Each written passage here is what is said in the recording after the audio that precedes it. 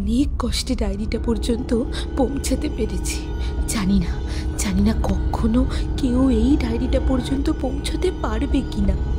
তাও আমি এই 5 দিনের গল্পটা লিখে রেখে যেতে চাই। আমি কিন্তু তিথি নই, আমি সুমনা।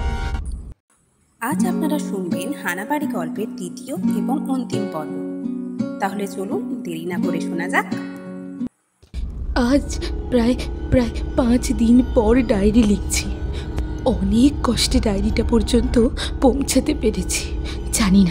জানি না কখনো কেউ এই ডায়েরিটা পর্যন্ত পৌঁছতে পারবে কিনা। তাও আমি এই 5 দিনের গল্পটা লিখে রেখে যেতে চাই। আমি কিন্তু তিথি নই, আমি সুমনা। তিথি মারা গেছে, কি করে আমি জানি না। আর বাকিরাও মারা গেছে, মেরে দেয়া হয়েছে ওদের। আমার সামনে মেরেছে। আমাকেও মারতে চেয়েছিল, কিন্তু খুঁজে পাইনি। 5 দিন আগে আমরা পুরুলিয়ায় চড়িদা গ্রামে যখন পৌঁছাই তখন রাত প্রায় 8টা বেজে গেছে। যদিও এতক্ষণ লাগার কথা ছিল না, কিন্তু আমাদের ট্রেন মাঝ রাস্তায় সিগন্যাল না পাওয়ার জন্য অনেকক্ষণ আটকে ছিল। তাই স্টেশনে যখন নামলাম তখন 7টা বেজে গেছিল। ভাগ্যিস সেখানে আগের থেকে আমাদের জন্য একটা মোটর ভ্যান অপেক্ষা করছিল হোটেলের পক্ষ থেকে, তাই খুব একটা বিপদে পড়তে হয়নি। যাই হোক, আমরা ওই রাত্রে সবাই ফ্রেশ হয়ে খাওয়া দাওয়া করে সিদ্ধান্ত নিলাম যে কালকে সকাল সকালই আমরা ওই হানাবাড়ি দেখতে বেরিয়ে পড়ব। যদিও পুরুলিয়ার এই গ্রামটাতে এবং তার আশেপাশে দেখার মতো অনেক কিছুই ছিল, তবুও বিনয়ের জেদ যে সে আগে ওটা দিয়েই শুরু করবে। আমরা সবাই সম্মত হয়ে ঘুমাতে চলে গেলাম। সারাদিনের ক্লান্তিতে আমাদের শরীর এতটাই অবসন্ন ছিল যে আমরা আর পরের দিন সকাল সকাল উঠবো ভেবেও উঠতে পারলাম না। আমাদের যখন ঘুম ভাঙলো তখন সকাল গড়িয়ে দুপুর হয়ে গেছে। বিনয়েরই আগে ঘুম ভেঙেছিল, তার চিৎকারে আমাদেরও ঘুম ভাঙলো। আমরা তাড়াতাড়ি উঠে রেডি হয়ে ঠিক করলাম যে আমাদের এক্ষুনি খেয়ে বেরিয়ে পড়তে হবে, না হলে অন্ধকার নামতে শুরু করলে আমাদের আর কিছুই দেখা হবে না। যেরকম বলা সেরকম কাজ। আমরা হোটেলে খেতে খেতে বিনয় সেই বাড়িটার ঠিকানা হোটেলের ম্যানেজারের কাছ থেকে জোগাড় করে নিল, কিন্তু তিনি আমাদেরকে ওদিকে যেতে বারণ করলেন। ওই বাড়িতে আজ পর্যন্ত নাকি যারাই ঘুরতে গেছে তারাই নাকি আর ফেরেনি। সুতরাং তিনি একরকম আমাদের উপর জোর দিয়েই বললেন ওদিকে না যেতে। এই কথোপকথন শুনে আরও কিছু লোক ওখানে জড়ো হয়ে গিয়েছিল।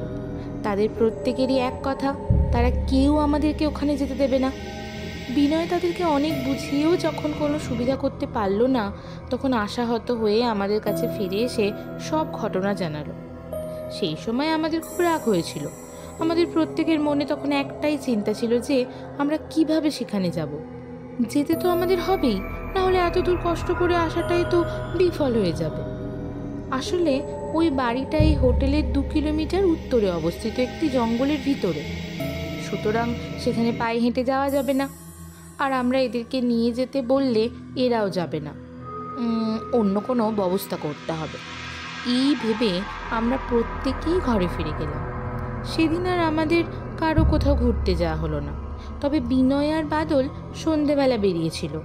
আমি, তিথি আর রিয়া ঘরে থাকারই সিদ্ধান্ত নিলাম, কারণ আমাদের আগের দিনের ক্লান্তি ভাবটা তখনও পর্যন্ত কাটেনি।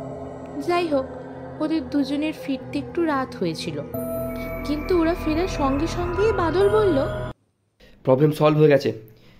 আমরা এখন একটা মোটর ভ্যান ঠিক করে আসলাম। ভ্যানটা আজকে রাত 11টার সময় আমাদের নিতে আসবে।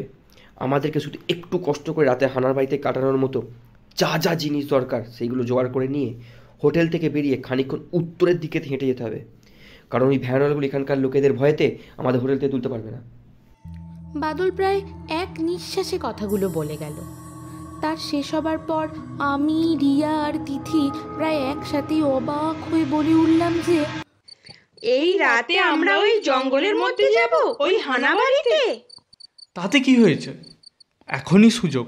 এখন যদি আমরা না যেতে পারি তাহলে আর দিনের বেলা ওরা কেউ আমাদের আর ওদিকে যেতে দেবে না। সুতরাং এইসব ভয় টয় পেয়ে লাভ নাই। ওইসব হানাবাড়ির ভূত কিছুই নাই, সবই এইসব গ্রামবাসীদের বানানো অন্ধবিশ্বাস। দেখবি সকালে যখন ফিরে আসবো তখন আর এইসবের ভয় থাকবে না। বিনয়ের কথাতে আমরা তিনজন যেন একটু সাহস পেলাম। তারপর ব্যাগ গুছিয়ে রাতের অপেক্ষা করতে লাগলাম।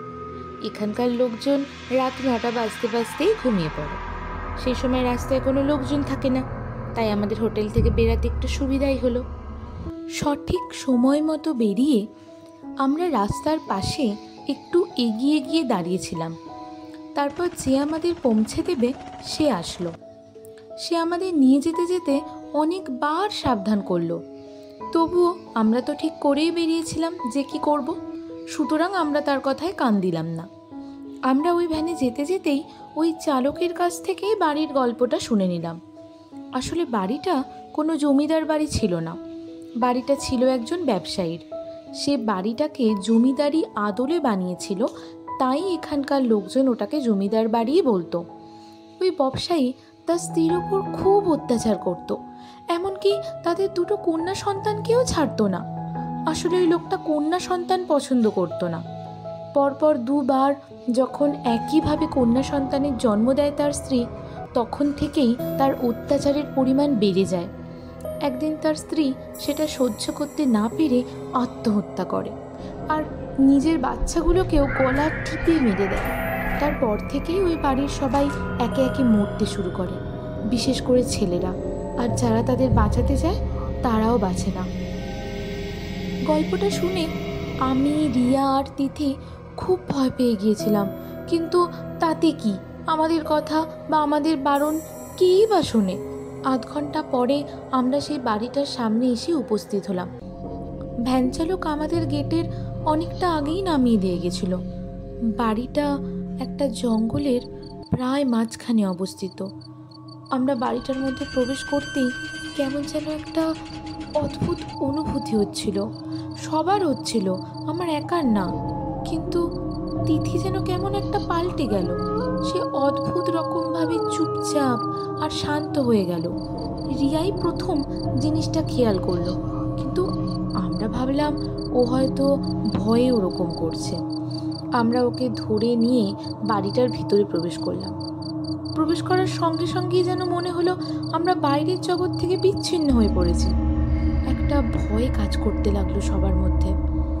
এমনি বাড়িটা বড় বড় পিলারে ঘেরা একটা জমিদার বাড়ির মতোই দেখতে, বিশাল উঁচু তার ছাদ। আর বাড়িটা আমরা ঘুরে ঘুরে দেখতে লাগলাম। আজকের রাতটা কাটানোর মতো একটা ভালো ঘর খুঁজতে লাগলাম, পেয়েও গেলাম। দক্ষিণের দিকের একটা ঘর, আর ঠিক পাশেই আর একটা ঘর।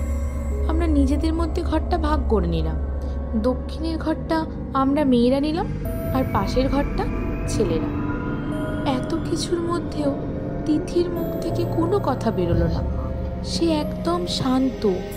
আমরা তখনও ব্যাপারটা খুব একটা পাত্তা দিলাম না। আমরা যেহেতু রাত্রে খেয়ে এসেছিলাম, তাই খাওয়ার আর কোনো প্রয়োজন পড়ল না। কিন্তু কেমন একটা অদ্ভুত ক্লান্তিতে আমরা আচ্ছন্ন হয়ে পড়ছিলাম। আমাদের খুব ঘুম পেতে লাগলো, যেটা হওয়ার কথা না, কারণ আমাদের রাত জাগার অভ্যাস আছে, আর আমরা আজকে সারা দিন ঘুমিয়ে কাটিয়েছি। আমরা আর কিছু ভাবতে পারলাম না। ব্যাগের থেকে চাদর বার করে যে যার ঘরে ঘুমিয়ে পড়লাম। একটা শব্দে ঘুমটা ভেঙে গেল।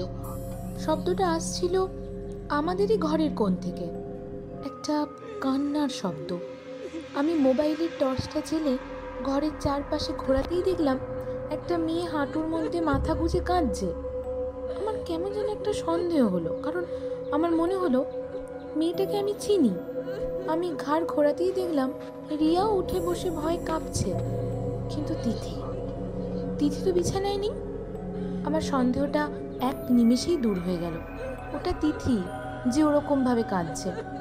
আমরা আস্তে আস্তে তিথির কাছে উঠে গিয়ে যেই ওর গায়ে হাত দিলাম, অমনি ওর কান্নাটা থেমে গেল। আমরা খুব ভয় পেয়ে একে অপরের দিকে চোখাচোখি করতে লাগলাম। আবার তিথির দিকে তাকাতেই দেখি, কোথায় তিথি? একটু আগেই তিথি যেখানে বসে কাঁদছিল সে জায়গাটা এখন ফাঁকা, কেউ নেই সেখানে। আমরা যেন নিজের চোখেই বিশ্বাস করতে পারছিলাম না।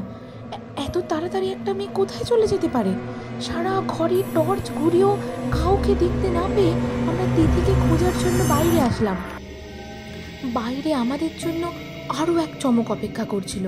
আমরা দেখলাম তিথি বাদলদের দরজার সামনে দাঁড়িয়ে ওদের দরজায় ধাক্কা দিচ্ছে, আর আর ওর এক হাতে একটা কাস্তে।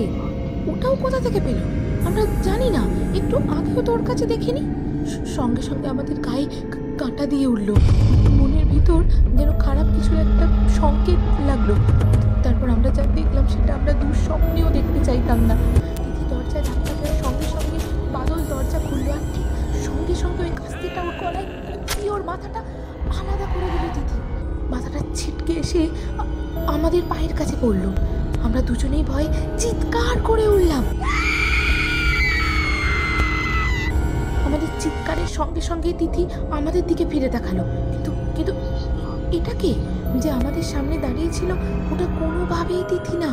সামনের মেয়েটির চোখের মনে বলতে কিছুই ছিল না, পুরো চোখটায় সাদা ছিল, আর দৃষ্টি এমন যেন আমাদের ভিতর পর্যন্ত পড়ে ফেলছে। ইতিমধ্যে বিনয়ও ঘর থেকে বেরিয়ে আসলো, সেও ওই দৃশ্য দেখে ভয় জোরসোরো হয়ে গেল। আর ঠিক তক্ষুনি তিথিরূপী মেয়েটা তার হাতের কাস্তেটা দিয়ে যেই না বিনয়ের গলা কাটবে বলে উদ্যত হলো, ঠিক ওই সময় রিয়া তার হাতের কাছে থাকা একটা আদলা ইট তার দিকে ছুঁড়ে মারল। কিন্তু এতে তিথিরূপী মেয়েটির বিশেষ কিছুই হলো না, শুধু ওর হাত থেকে কাস্তেটা মাটিতে পড়ে গেল।